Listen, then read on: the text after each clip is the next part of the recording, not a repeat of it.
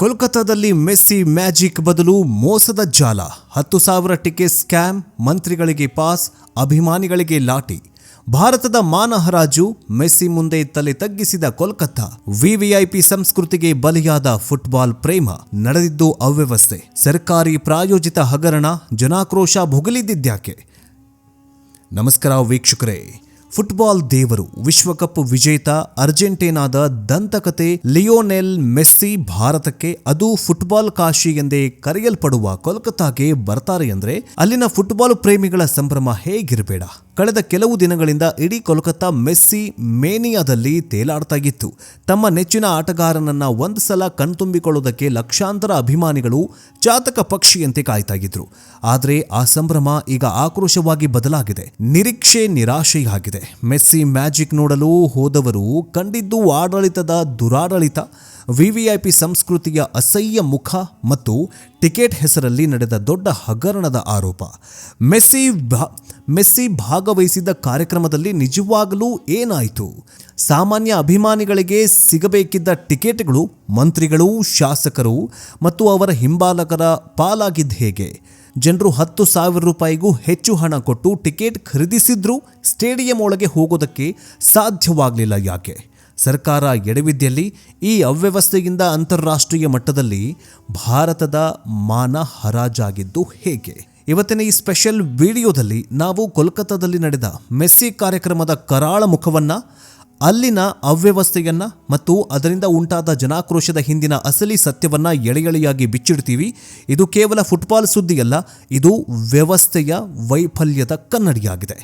ಇದರ ಬಗ್ಗೆ ನಿಮಗೇನು ಅನಿಸುತ್ತೆ ಕಮೆಂಟ್ ಮೂಲಕ ತಿಳಿಸಿ. ಜೊತೆಗೆ ಮಮತಾ ಬ್ಯಾನರ್ಜಿ ಸರ್ಕಾರದ ಈ ಒಂದು ಅವ್ಯವಸ್ಥೆಯ ಬಗ್ಗೆ ನಿಮಗೇನು ಅನಿಸುತ್ತೆ ಕಮೆಂಟ್ ಮೂಲಕ ತಿಳಿಸಿ. ಬನ್ನಿ ವಿಡಿಯೋವನ್ನು ಶುರು ಮಾಡೋಣ. ಮೊದಲಿಗೆ ಈ ಭೇಟಿಯ ಹಿನ್ನೆಲೆ ಏನು ಅಂತ ನೋಡ್ತಾ ಹೋಗೋಣ. ಲಿಯೋನೆಲ್ ಮೆಸ್ಸಿ ಅವರು 2011 ನಂತರ ಎರಡನೇ ಬಾರಿಗೆ ಕೋಲ್ಕತ್ತಾಗೆ ಭೇಟಿ ನೀಡ್ತಾ ಇದ್ರು. ಅರ್ಜೆಂಟೀನಾ ಫುಟ್ಬಾಲ್ ತಂಡದ ಪ್ರಾಯೋಜಕರಲ್ಲೊಂದಾದ ಭಾರತದ ಪ್ರಮುಖ ಡೈರಿ ಕಂಪನಿ ಅಮೂಲ್ ಮತ್ತು ಪಶ್ಚಿಮ ಬಂಗಾಳ ಸರ್ಕಾರ ಜಂಟಿಯಾಗಿ ಈ ಕಾರ್ಯಕ್ರಮವನ್ನ ಆಯೋಜನೆ ಮಾಡಿತ್ತು. ಮೆಸ್ಸಿ ಅವರು ಸ್ಟಾರ್ ಲೇಕ್ ಸ್ಟೇಡಿಯಂನಲ್ಲಿ ವಿವೇಕಾನಂದ ಯುವ ಭಾರತಿ ಕ್ರೀಡಾಂಗಣದಲ್ಲಿ ನಡೆಯುವ ಪ್ರದರ್ಶನ ಪಂದ್ಯದಲ್ಲಿ ಭಾಗವಹಿಸಿರುವುದು ಮತ್ತು ಕೆಲವೊಂದಿಷ್ಟು ಸಾಮಾಜಿಕ ಕಾರ್ಯಕ್ರಮಗಳಲ್ಲಿ ಪಾಲ್ಗೊಳ್ಳುವುದು ನಿಗದಿಯಾಗಿತ್ತು. ಕೋಲ್ಕತ್ತಾದ ಜನರಿಗೆ ಫುಟ್ಬಾಲ್ ಅಂತಂದ್ರೆ ಪ್ರಾಣ, ಅದರಲ್ಲೂ ಮೆಸ್ಸಿ ಅಂತಂದ್ರೆ ದೈವ. ಈ ಸುದ್ದಿ ಹೊರಬಿದ್ದಾಗಿನಿಂದ ನಗರದಲ್ಲಿ ಹಬ್ಬದ ವಾತಾವರಣ ನಿರ್ಮಾಣವಾಗಿತ್ತು. ಮೆಸ್ಸಿ ಕಟೌಟ್ಗಳು, ಅರ್ಜೆಂಟೀನಾ ಜರ್ಸಿಗಳು ಎಲ್ಲೆಲ್ಲಿ ರಾರಾಜಿಸ್ತಾಗಿದ್ವು. ಆದರೆ ಸಮಸ್ಯೆ ಶುರುವಾಗಿದ್ದೆ ಟಿಕೆಟ್ ಹಂಚಿಕೆಯಲ್ಲಿ. ಸ್ಟಾರ್ ಲೇಕ್ ಸ್ಟೇಡಿಯಂನ ಸಾಮರ್ಥ್ಯ ಸುಮಾರು 85,000. ಅದರಲ್ಲಿ ಸಾಮಾನ್ಯ ಜನರಿಗೆ ಎಷ್ಟು ಟಿಕೆಟ್ ಸಿಗಲಿದೆ ಎಂಬುದರ ಬಗ್ಗೆ ಆರಂಭದಿಂದಲೂ ಗೊಂದಲ ಇತ್ತು. ಆಯೋಜಕರು ಮತ್ತು ಸರ್ಕಾರದ ಕಡೆಗಿಂದ ಪಾರದರ್ಶಕದ ಮಾಹಿತಿ ಕೊರತೆ ಇತ್ತು.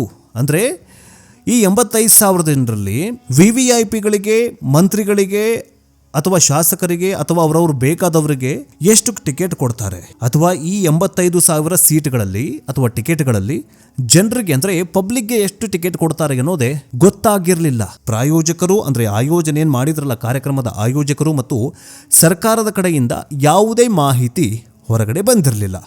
ಆನ್ಲೈನ್ನಲ್ಲಿ ಟಿಕೆಟ್ ಬುಕ್ಕಿಂಗ್ ಓಪನ್ ಆದ ಕೆಲವು ನಿಮಿಷಗಳಲ್ಲಿ ಸೋಲ್ಡ್ ಔಟ್ ಬೋರ್ಡ್ ಬಿತ್ತು. ಟಿಕೆಟ್ ಬೆಲೆ 5,000ದಿಂದ 20,000 ರೂಪಾಯಿವರೆಗೂ ಇತ್ತು. ಆದರೂ ಮೆಸ್ಸಿ ಮೇಲಿನ ಅಭಿಮಾನದಿಂದಾಗಿ ಸಾವಿರಾರು ಜನ ಕಷ್ಟಪಟ್ಟು ಸಾಲ ಸೋಲ ಮಾಡಿ ದುಬಾರಿ ಟಿಕೆಟ್ಗಳನ್ನು ಖರೀದಿಸಿದ್ರು. ಬ್ಲ್ಯಾಕ್ ಮಾರ್ಕೆಟ್ನಲ್ಲಿ ಅಂದರೆ ಕಾಳಸಂತೆಯಲ್ಲಿ ಒಂದು ಟಿಕೆಟ್ ದರ 50,000ದಿಂದ 1,00,000 ರೂಪಾಯಿವರೆಗೂ ಕೂಡ ಮಾರಾಟವಾಯಿತು ಅನ್ನುವಂತಹ ವರದಿ ಇದೆ. ಆದರೆ ಕಾರ್ಯಕ್ರಮದ ದಿನ ನಡೆದಿದ್ದೇ ಬೇರೆ. ದುಬಾರಿ ಟಿಕೆಟ್ ಖರೀದಿಸಿದ ಸಾವಿರಾರು ಅಭಿಮಾನಿಗಳು ಸ್ಟೇಡಿಯಂ ಗೇಟ್ ಮುಂದೆ ಗಂಟೆಗಟ್ಟಲೆ ಸರದಿ ಸಾಲಲ್ಲಿ ನಿಂತಿದ್ರು. ಆದರೆ ಅವರಿಗೆ ಒಳ ಪ್ರವೇಶ ಸಿಕ್ಕಿರಲಿಲ್ಲ. ಸ್ಟೇಡಿಯಂ ಫುಲ್ ಆಗಿದೆ, ಇನ್ನೂ ಜಾಗ ಇಲ್ಲ ಅಂತ ಪೊಲೀಸರು ಮತ್ತು ಭದ್ರತಾ ಸಿಬ್ಬಂದಿ ಅವರನ್ನು ತಡೆದಿದ್ರು. ಇಲ್ಲಿ 2 ಗಂಭೀರ ಆರೋಪಗಳಿವೆ. ಒಂದು, ನಕಲಿ ಟಿಕೆಟ್ ಹಾವಳಿ. ಆನ್ಲೈನ್ನಲ್ಲಿ ಮತ್ತು ಬ್ಲ್ಯಾಕ್ ಮಾರ್ಕೆಟ್ನಲ್ಲಿ ಮಾರಾಟವಾದ ಸಾವಿರಾರು ಟಿಕೆಟ್ಗಳು ನಕಲಿ ಅಂದರೆ ಫೇಕ್ ಟಿಕೆಟ್ ಆಗಿದ್ವು. ಅಮಾಯಕ ಅಭಿಮಾನಿಗಳು ಮೋಸದ ಜಾಲಕ್ಕೆ ಬಲಿಯಾದರು. ಇನ್ನು ಹೆಚ್ಚುವರಿ ಟಿಕೆಟ್ ಮಾರಾಟ ಅಂದರೆ ಓವರ್ ಸೆಲ್ಲಿಂಗ್ ಆಗಿದೆ. ಸ್ಟೇಡಿಯಂ ಸಾಮರ್ಥ್ಯಕ್ಕಿಂತ ಹೆಚ್ಚಿನ ಟಿಕೆಟ್ಗಳನ್ನು ಮಾರಾಟ ಮಾಡಲಾಗಿದೆ. ಹಣ ಮಾಡುವ ದುರಾಸೆಯಿಂದ ಆಯೋಜಕರು ಈ ಕೆಲಸ ಮಾಡಿದ್ದಾರೆ ಎನ್ನುವಂತಹ ಆರೋಪ ಇದೆ. ಕೈಯಲ್ಲಿ ಅಸಲಿ ಟಿಕೆಟ್ ಇದ್ದರೂ ಅಥವಾ ಅಸಲಿ ಅಂತ ನಂಬಿರುವಂತಹ ಜನರು ಒಳಗಡೆ ಹೋಗೋದಕ್ಕೆ ಆಗಲಿಲ್ಲ. ಹೊರಗಡೆ ನಿಂತಹ ತಮ್ಮ ಆರಾಧ್ಯ ದೈವನನ್ನ ನೋಡಲಾರದೆ ಸಾವಿರಾರು ಅಭಿಮಾನಿಗಳು ಕಣ್ಣೀರು ಹಾಕಿದ್ರು. ಅವರ ಆಕ್ರೋಶದ ಕಟ್ಟೆ ಒಡೆಗಿತು. ಇಲ್ಲಿ ವಿವಿಐಪಿ ಸಂಸ್ಕೃತಿಯ ಅಟ್ಟಹಾಸ, ಪಾಸ್ ಪಾಲಿಟಿಕ್ಸ್ ಕೂಡ ನಡೆಯುತ್ತೆ. ಒಂದೆಡೆ ಟಿಕೆಟ್ ಖರೀದಿಸಿದ ಜನಸಾಮಾನ್ಯರು ಹೊರಗಡೆ ನಿಂತು ಪರದಾಡ್ತಾ ಇದ್ರೆ, ಇನ್ನೊಂದು ಕಡೆ ಸ್ಟೇಡಿಯಂನ ಪ್ರಮುಖ ಆಸನಗಳು ಅಂದರೆ ವಿವಿಐಪಿ ಮತ್ತು ವಿವಿಐಪಿ ಗ್ಯಾಲರಿಗಳು ಯಾರಿಂದ ತುಂಬಿದ್ವು ಗೊತ್ತಾ? ಮಂತ್ರಿಗಳು, ಶಾಸಕರು, ಸಂಸದರು, ಕಾರ್ಪೊರೇಟರ್ಗಳು, IAS IPS ಅಧಿಕಾರಿಗಳು, ಅವರ ಕುಟುಂಬಸ್ಥರು, ಅವರ ಚಿಕ್ಕಪ್ಪ, ಅವರ ಚಿಕ್ಕಮ್ಮ, ಅವರ ತಾತ, ಅವರ ಅಜ್ಜಿ, ಅವರ ಆಡಳಿತ ಪಕ್ಷದ ಕಾರ್ಯಕರ್ತರಿಂದ ಈ ವಿವಿಐಪಿ ಗ್ಯಾಲರಿ ಅಷ್ಟೇ ಅಲ್ಲ, ಇಡೀ ಸ್ಟೇಡಿಯಮ್ಮೇ ಇವರುಗಳಿಂದನೇ ತುಂಬ ಹೋಗಿತ್ತು. ಇನ್ನು ಇಲ್ಲಿ ಪಾಸ್ ಹಗರಣವೂ ಕೂಡ ಹೊರಗಡೆ ಬರ್ತಾ ಇದೆ. ಸರ್ಕಾರ ಮತ್ತು ಆಯೋಜಕರು ಸಾವಿರಾರು ಕಾಂಪ್ಲಿಮೆಂಟರಿ ಪಾಸ್ ಅಂದರೆ ಉಚಿತ ಪಾಸ್ಗಳನ್ನು ಮುದ್ರಿಸಿ ತಮಗೆ ಬೇಕಾದವರಿಗೆ ಹಂಚಿದ್ದಾರೆ ಅಂತ ಆರೋಪ ಮಾಡಲಾಗ್ತಾ ಇದೆ. ಪ್ರತಿಯೊಬ್ಬ ಮಂತ್ರಿ, ಶಾಸಕರಿಗೆ ನೂರಾರು ಪಾಸ್ಗಳನ್ನು ನೀಡಲಾಗಿದೆ. ಅವರು ತಮ್ಮ ಹಿಂಬಾಲಕರಿಗೆ, ಸಂಬಂಧಿಕರಿಗೆ ಅವುಗಳನ್ನು ಹಂಚಿದ್ದಾರೆ ಎನ್ನುವಂತಹ ಆರೋಪ ಇದೆ. ಫುಟ್ಬಾಲ್ ಅಂದರೆ ಏನಂತಲೇ ಗೊತ್ತಿಲ್ಲದಿರೋರು, ಮೆಸ್ಸಿ ಆಟವನ್ನು ಟಿವಿಯಲ್ಲೂ ನೋಡಿದವರು ಕೇವಲ ಪವರ್ ಮತ್ತು ಪಾಸ್ ಇದೆ ಅನ್ನೋ ಕಾರಣಕ್ಕೆ ವಿವಿಐಪಿ ಗ್ಯಾಲರಿಗಳಲ್ಲಿ ಕೂತ್ಕೊಂಡು ಸೆಲ್ಫಿ ತೆಗೆದುಕೊಳ್ತಾ ಇದ್ರು. ನಿಜವಾದ ಫುಟ್ಬಾಲ್ ಆಟಗಾರರು, ಹಿರಿಯ ಕ್ರೀಡಾಪಟುಗಳು ಮತ್ತು ದುಡ್ಡು ಕೊಟ್ಟು ಟಿಕೆಟ್ ಖರೀದಿಸಿದ ಅಪ್ಪಟ ಅಭಿಮಾನಿಗಳಿಗೆ ಅವಮಾನ ಮಾಡಲಾಗಿದೆ. ಈ ಅಪ್ಪಟ ಅಭಿಮಾನಿಗಳು ಎಲ್ಲಿದ್ರು? ಸ್ಟೇಡಿಯಂ ಒಳಗಡೆ ಇರಲಿಲ್ಲ, ಹೊರಗಡೆ ನಾಯಿಗಳ ಥರ ಪೊಲೀಸರ ಲಾಠಿ ಏಟನ್ನು ತಿಂತಾಯಿದ್ರು. ಇದು ಭಾರತದ ಕ್ರೀಡಾ ಸಂಸ್ಕೃತಿಗೆ ಹಿಡಿದ ಕನ್ನಡಿಯಾಗಿದೆ. ಇಲ್ಲಿ ಪ್ರತಿಭೆ ಮತ್ತು ಅಭಿಮಾನಕ್ಕಿಂತ ಅಧಿಕಾರ ಮತ್ತು ಪ್ರಭಾವವೇ ಮುಖ್ಯ ಅನ್ನೋದು ಮತ್ತೊಮ್ಮೆ ಸಾಬೀತಾಗಿದೆ. ಇನ್ನು ಅವ್ಯವಸ್ಥೆಯ ಆಗರ, ನೂಕುನುಗ್ಗಲು, ಲಾಠಿ ಚಾರ್ಜ್. ಸ್ಟೇಡಿಯಂ ಹೊರಗಡೆ ಮತ್ತು ಒಳಗಡೆ ಸಂಪೂರ್ಣ ಅರಾಜಕತೆ ಎದ್ದು ತಾಂಡವವಾಡ್ತಾ ಇತ್ತು. ಲಕ್ಷಾಂತರ ಜನ ಸೇರುವ ನಿರೀಕ್ಷೆಯಿದ್ರೂ ಪೊಲೀಸರು ಮತ್ತು ಆಡಳಿತ ಸರಿಯಾದ ಬ್ಯಾರಿಗೇಟ್ ವ್ಯವಸ್ಥೆ, ಪ್ರವೇಶ ಮತ್ತು ನಿರ್ಗಮನ ದ್ವಾರಗಳ ನಿರ್ವಹಣೆ ಮಾಡಿರಲಿಲ್ಲ. ಇದರಿಂದ ಭಾರೀ ನೂಕುನುಗ್ಗಲು ಉಂಟಾಗಿದೆ. ಟಿಕೆಟ್ ಇದ್ರೂ ಒಳಗಡೆ ಬಿಡದಿದ್ದಾಗ ಅಭಿಮಾನಿಗಳು ಆಕ್ರೋಶಗೊಂಡು ಪ್ರತಿಭಟನೆ ಮಾಡಿದರು. ಗೇಟ್ ತಳ್ಳೋದಕ್ಕೆ ಪ್ರಯತ್ನ ಮಾಡಿದರು. ಪರಿಸ್ಥಿತಿ ನಿಯಂತ್ರಿಸುವುದಕ್ಕೆ ಪೊಲೀಸರು ಲಾಠಿ ಚಾರ್ಜ್ ಮಾಡಿದರು. ಮೆಸ್ಸಿ ನೋಡೋದಕ್ಕೆ ಬಂದ ಅಭಿಮಾನಿಗಳ ಮೇಲೆ ಪೊಲೀಸರು ದೌರ್ಜನ್ಯ ಎಸಗಿದ ದೃಶ್ಯಗಳು ಮನಕಲಕುವಂತಿದ್ವು. ಸೋಷಿಯಲ್ ಮೀಡಿಯಾದಲ್ಲಿ ಭಾರೀ ವೈರಲ್ ಆದವು. ಮಹಿಳೆಯರು, ಮಕ್ಕಳು ಕೂಡ ನೂಕುನುಗ್ಗಲಲ್ಲಿ ಸಿಕ್ಕಾಕಿಕೊಂಡು ಪರದಾಡುವ ಪರಿಸ್ಥಿತಿ ನಿರ್ಮಾಣವಾಯಿತು. ಈ ಒಂದು ಲಾಠಿ ಚಾರ್ಜು, ಈ ಒಂದು ಇವೆಲ್ಲ ವ್ಯವಸ್ಥೆ ಏನಿತ್ತಲ್ಲ, ಈ ಮನಕಲುಕುವ ದೃಶ್ಯಗಳನ್ನು ನೋಡಿದಂತಹ ಇಡೀ ವಿಶ್ವ ಭಾರತದ ಮೇಲೆ ಏನು ಹೇಳ್ತಾ ಇದೆ? ಭಾರತ ಅವ್ಯವಸ್ಥೆಯ ಆಗರ ಅಂತ ಒಂದು ಕೋಲ್ಕತ್ತಾ ಈ ಒಂದು ಇವೆಂಟ್ನಿಂದ ಕಪ್ಪು ಮಸಿ ಬಳ್ಕೊಳ್ತಾ ಇದೆ. ಸ್ಟೇಡಿಯಂ ಒಳಗಡೆ ಮತ್ತು ಹೊರಗಡೆ ಕುಡಿಯುವ ನೀರು, ಶೌಚಾಲಯದಂತಹ ಮೂಲಭೂತ ಸೌಕರ್ಯಗಳ ಕೊರತೆ ಎದ್ದು ಕಾಣಿಸ್ತಾಗಿತ್ತು. ಬಿಸಿಲಲ್ಲಿ ಗಂಟೆಗಟ್ಟಲೆ ನಿಂತ ಜನರಿಗೆ ಕುಡಿಯುವುದಕ್ಕೆ ನೀರು ಕೂಡ ಇಟ್ಟಿರಲಿಲ್ಲ ಆಯೋಜಕರು. ಎಲ್ಲಿ ಹೋಗಿದ್ರು, ಎಷ್ಟು ರೂಪಾಯಿ ಖರ್ಚು ಮಾಡಿ ಹೋಗಿದ್ರು ಗೊತ್ತಾ? 15,000 to 20,000 ಟಿಕೆಟ್ ತೊಗೊಂಡು ಹೋಗಿ ಕುಡಿಯೋದಕ್ಕೆ ನೀರಿಲ್ಲ, ಶೌಚಾಲಯ ಇಲ್ಲ. ಅಫ್ಕೋರ್ಸ್ ಯಾರಿಗಾದರೂ ಆಕ್ರೋಶಗೊಳ್ತಾರೆ, ಆಕ್ರೋಶಗೊಂಡೇ.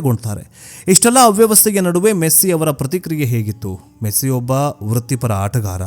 ಅವರು ಮೈದಾನಕ್ಕೆ ಬಂದು ಅಭಿಮಾನಿಗಳಿಗೆ ಕೈ ಬೀಸಿದ್ರು. ಸ್ವಲ್ಪ ಹೊತ್ತು ಚೆಂಡಿನೊಂದಿಗೆ ಕಸರತ್ತು ಪ್ರದರ್ಶಿಸಿದ್ರು. ಆದರೆ ಅವರ ಮುಖದಲ್ಲಿ ಅಸಮಾಧಾನ ಎದ್ದು ಕಾಣಿಸ್ತಾಗಿತ್ತು. ಸ್ಟೇಡಿಯಂನ ಅವ್ಯವಸ್ಥೆ, ವಿವಿಐಪಿಗಳ ಅತಿಯಾದ ವರ್ತನೆ, ಸೆಲ್ಫಿಗಾಗಿ ಮುಗಿಬಿದ್ದಿದ್ದು ಅವರಿಗೆ ಮುಜುಗರ ಉಂಟು ಮಾಡಿತು ಅನ್ನುವಂತಹ ವರದಿಗಳು ಇವೆ. ಅವರ ನಿಗದಿಗಿಂತ ಕಡಿಮೆ ಸಮಯದಲ್ಲಿ ಕಾರ್ಯಕ್ರಮದಲ್ಲಿ ಭಾಗವಹಿಸಿ ಬೇಗನೆ ಅಲ್ಲಿಂದ ನಿರ್ಗಮಿಸಿದ್ರು. ದೇಶದ ಮಾನ ಮರ್ಯಾದೆ ಎಲ್ಲವನ್ನೂ ಹರಾಜು ಹಾಕಿದ್ರು.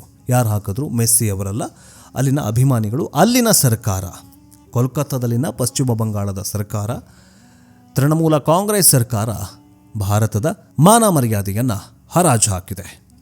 ಇನ್ನು ಈ ಕಾರ್ಯಕ್ರಮವನ್ನು ವರದಿ ಮಾಡಲು ಅಂತಾರಾಷ್ಟ್ರೀಯ ಮಾಧ್ಯಮಗಳು ಬಂದಿದ್ವು. ಕೋಲ್ಕತ್ತಾದಲ್ಲಿ ನಡೆದ ಈ ಅವ್ಯವಸ್ಥೆ, ಲಾಠಿ ಚಾರ್ಜ್ ಮತ್ತು ವಿವಿಐಪಿ ಸಂಸ್ಕೃತಿಯ ದೃಶ್ಯಗಳು ವಿಶ್ವಾದ್ಯಂತ ಪ್ರಸಾರವಾದವು. ಇದು ಜಾಗತಿಕ ಮಟ್ಟದಲ್ಲಿ ಭಾರತದ ಮತ್ತು ಕೋಲ್ಕತ್ತಾದ ವರ್ಚಸ್ಸಿಗೆ ಅಂದರೆ ಇಮೇಜ್ಗೆ ದೊಡ್ಡ ಪೆಟ್ಟು ನೀಡಿತು. ಇದು ಒಂದು ದೊಡ್ಡ ಕ್ರೀಡಾ ಕಾರ್ಯಕ್ರಮವನ್ನು ಅಚ್ಚುಕಟ್ಟಾಗಿ ನಡೆಸೋದಕ್ಕೆ ನಾವು ಇಂದಿಗೂ ಕೂಡ ವಿಫಲರಾಗ್ತಾ ಇದ್ದೇವೆ ಅನ್ನುವಂತಹ ಕೆಟ್ಟ ಸಂದೇಶ ಹೋಯಿತು.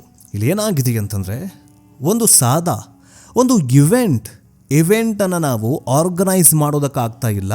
ಇನ್ನು ಇವರು ಒಲಿಂಪಿಕ್ಸ್ಗಳನ್ನು ಏನು ಆರ್ಗನೈಸ್ ಮಾಡ್ತಾರೆ ಅಂತ ಪಕ್ಕದ ಪಾಕಿಸ್ತಾನದಿಂದ ಹಿಡ್ಕೊಂಡು ಕೆಳಗಡಿರೋ ಶ್ರೀಲಂಕಾ, ಬಾಂಗ್ಲಾದೇಶದಂತಹ ಭಿಕಾರಿ ದೇಶಗಳು ಕೂಡ ನಮ್ಮ ದೇಶವನ್ನು ಆಡಿಕೊಂಡು ನಗುವ ರೀತಿಯಲ್ಲಿ ಮಾಡಿಬಿಟ್ಟಿದ್ದಾರೆ ಈ ಪಶ್ಚಿಮ ಬಂಗಾಳದ ಸರ್ಕಾರ. ಸಾದಾ ಒಂದು ಇವೆಂಟನ್ನು ಇದೇನು 85,000 ಜನರನ್ನು ಕಂಟ್ರೋಲ್ ಮಾಡೋದಕ್ಕೆ ಆಗದಂತಹ ಪರಿಸ್ಥಿತಿ ನಮ್ಮ ಸರ್ಕಾರಕ್ಕಿದೆ, ಭಾರತಕ್ಕಿದೆ. 85,000 ಸೇರುವಂತಹ ಜನರ ಒಂದು ಇವೆಂಟ್ ಆರ್ಗನೈಸ್ ಮಾಡೋದಕ್ಕೆ ಆಗಲಿಲ್ಲ ಅಂತಂದರೆ ಲಕ್ಷ ಗಟ್ಟಲೆ ದಿನಾ ಲಕ್ಷ ಬರ್ತಾರೆ, ದಿನ ಲಕ್ಷ ಹೋಗ್ತಾರೆ ಈ ಒಲಿಂಪಿಕ್ಸ್ಗಳನ್ನು ಹೆಂಗೆ ನಾವು ಆರ್ಗನೈಸ್ ಮಾಡೋದು? ಇದು ಭಾರತಕ್ಕೆ ಒಂದು ದೊಡ್ಡ ಕನಸಿನ ಕೈಗೊಂಬೆಯಾಗಿ ಬಿಟ್ಟಿದೆ. ಇನ್ನು ರಾಜಕೀಯ ಕೆಸರೆರ ಚಾಟ, ಅಫ್ಕೋರ್ಸ್ ಇವೆಲ್ಲವೂ ಕೂಡ ಜನಾಕ್ರೋಶ, ಇವೆಲ್ಲವೂ ಕೊನೆಯದಾಗಿ ರಾಜಕೀಯ ಕೆಸರೆರ ಚಾಟಕ್ಕೆ ಬಂದು ನಿಂತುಬಿಟ್ಟಿದೆ. ಈ ಘಟನೆಯ ನಂತರ ಕೋಲ್ಕತ್ತಾದಲ್ಲಿ ಮತ್ತು ಸೋಷಿಯಲ್ ಮೀಡಿಯಾದಲ್ಲಿ ಜನಾಕ್ರೋಶ ಭುಗಿಲೆದಿದೆ. ಮೋಸ ಹೋದ ಅಭಿಮಾನಿಗಳು ಇದು ಮೆಸ್ಸಿ ಕಾರ್ಯಕ್ರಮ ಅಲ್ಲ, ಮಮತಾ ಬ್ಯಾನರ್ಜಿ ಸರ್ಕಾರದ ಮತ್ತು ಅಮೂಲ್ ಕಂಪನಿಯ ಪ್ರಾಯೋಜಿತ ಹಗರಣ ಅಂತ ಆಕ್ರೋಶ ವ್ಯಕ್ತಪಡಿಸುತ್ತಿದ್ದಾರೆ. ಟಿಕೆಟ್ ಹಣ ವಾಪಸ್ ನೀಡಬೇಕು ಮತ್ತು ತಪ್ಪಿತಸ್ಥರ ವಿರುದ್ಧ ಕ್ರಮ ಕೈಗೊಳ್ಳಬೇಕು ಅಂತ ಅಭಿಮಾನಿಗಳು ಆಗ್ರಹ ಮಾಡ್ತಾ ಇದ್ದಾರೆ.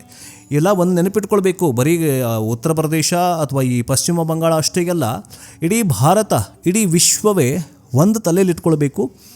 ಈಗೇನು ಜನ್ರೇಷನ್ ಇದೆಯಲ್ಲ, ಇದು ಜೆನ್ಝಿ ಜನ್ರೇಷನ್. ಯಾವಾಗ ಹೇಗೆ ತಿರುಗಿ ಬೀಳ್ತಾರೆ, ಯಾವಾಗ ಹೇಗೆ ಪ್ರೊಟೆಸ್ಟ್ ಮಾಡ್ತಾರೆ, ಯಾವಾಗ ಹೇಗೆ ಏನಾಗತ್ತೆ ಅಂತ ಅಂದಾಜು ಸಿಗಲ್ಲ.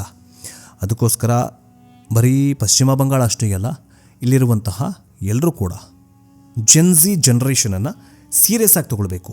ಇಲ್ಲ ಅಂತಂದರೆ ಅರಾಜಕತೆ ಬಾಂಗ್ಲಾದೇಶ, ಪಶ್ಚಿಮ ಬಂಗಾಳ, ಈ ಶ್ರೀಲಂಕಾದಲ್ಲಿ ಆಗ್ತಾ ಇದೆಯಲ್ಲ, ಅದೇ ತೆರನಾಗಿ ಆಗೋದು ಖಶ್ಯತ ಸಿದ್ಧ. ಇನ್ನು ಇಷ್ಟೆಲ್ಲ ಸಮರ್ಥನೆಯನ್ನು ಮಾಡ್ಕೊಳ್ತಾ ಇದೆಯಂತೆ ಅಲ್ಲಿನ ಸರ್ಕಾರ. ಪಶ್ಚಿಮ ಬಂಗಾಳ ಸರ್ಕಾರ ಮತ್ತು ಕ್ರೀಡಾ ಸಚಿವರು ಆರೋಪಗಳನ್ನು ನಿರಾಕರಿಸಿದ್ದಾರೆ. ಕಾರ್ಯಕ್ರಮ ಯಶಸ್ವಿಯಾಗಿದೆ, ಕೆಲವೊಂದಿಷ್ಟು ಸಣ್ಣ ಪುಟ್ಟ ಗೊಂದಲಗಳು ಆಗಿದ್ದಾವೆ, ಇದನ್ನು ಸರಿಪಡಿಸ್ಕೊಳ್ತೇವೆ ಎನ್ನುವಂತಹ ಹಾರಿಕೆ ಉತ್ತರ ನೀಡ್ತಾ ಇದ್ದಾರೆ. ಟಿಕೆಟ್ ಹಗರಣದ ಬಗ್ಗೆ ಮೌನವಾಗಿದ್ದಾರೆ ಯಾರು? ಮಮತಾ ಬ್ಯಾನರ್ಜಿ ಸರ್ಕಾರ. ವೀಕ್ಷಕರೇ, ಕೋಲ್ಕತ್ತಾದಲ್ಲಿ ನಡೆದಿದ್ದು ಕೇವಲ ಒಂದು ಕ್ರೀಡಾ ಕಾರ್ಯಕ್ರಮದ ವೈಫಲ್ಯ ಅಲ್ಲ, ಇದು ನಮ್ಮ ವ್ಯವಸ್ಥೆಯಲ್ಲಿ ಬೇರೂರಿರುವಂತಹ VVIP ಸಂಸ್ಕೃತಿ, ಭ್ರಷ್ಟಾಚಾರ ಮತ್ತು ಸಾಮಾನ್ಯ ಜನರ ಬಗ್ಗೆ ಇರುವಂತಹ ಅಸಡ್ಡೆಯ ಪ್ರತೀಕ. ಮೆಸ್ಸಿಯಂತಹ ಜಾಗತಿಕ ಐಕಾನ್ ನಮ್ಮ ದೇಶಕ್ಕೆ ಬಂದಾಗ ಅದನ್ನು ನಾವು ಸಂಭ್ರಮಿಸಬೇಕಿತ್ತು. ನಮ್ಮ ಕ್ರೀಡಾ ಸಂಸ್ಕೃತಿಯನ್ನು ಜಗತ್ತಿಗೆ ತೋರಿಸಬೇಕಿತ್ತು. ಕ್ರೀಡಾ ಅಭಿಮಾನವನ್ನು ನಾವು ಇಡೀ ವಿಶ್ವಕ್ಕೆ ತೋರಿಸ್ಕೊಡ್ಬೇಕಿತ್ತು.